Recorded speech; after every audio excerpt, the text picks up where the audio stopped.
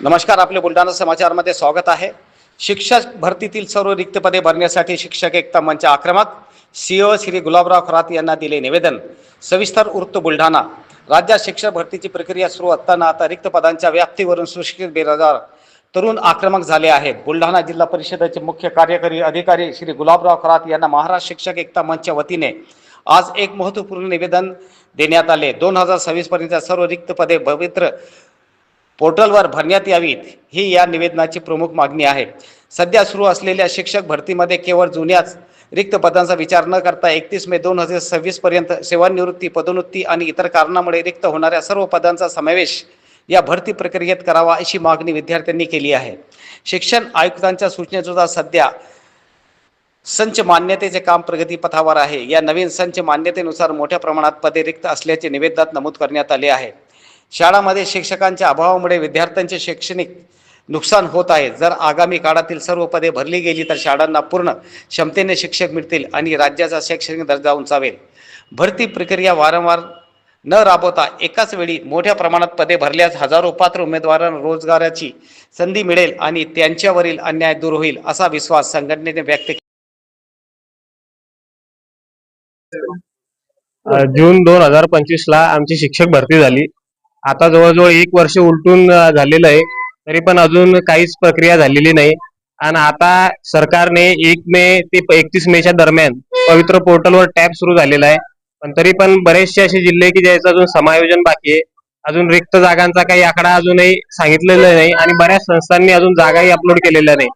आता आमच्या समोर अशी परिस्थिती आलेली आहे की 1 वर्ष झालेली आहे, 1 वर्ष झालं तरी पण अजून काही भरतीची प्रक्रिया अजून काहीच राबवली गेलेली नाही।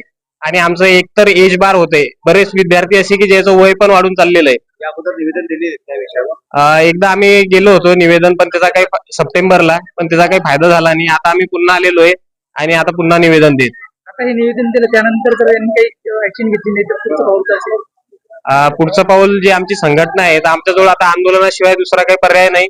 आणि तसं आता जर या शिक्षक भरती प्रोसेस झाली नाही तर आम्हाला प्रायव्हेट शाळेशिवाय आता दुसरा काही पर्याय आमच्याजवळ उपलब्ध राहिलेला नाहीये। आम्ही सध्या सगळे अभियोग्यताधारक निवेदन देण्यासाठी बुलढाणा जिल्हा परिषद मध्ये आलेलो आहोत।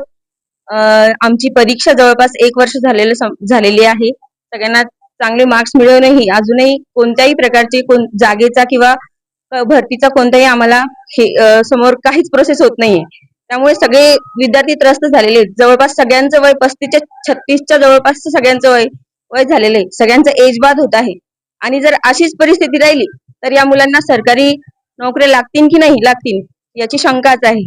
आता सध्या सगळे गव्हर्नमेंट स्कूल वाचवा असं म्हणतायत, पण त्यासाठी प्रयत्न कोणीच करत नाही।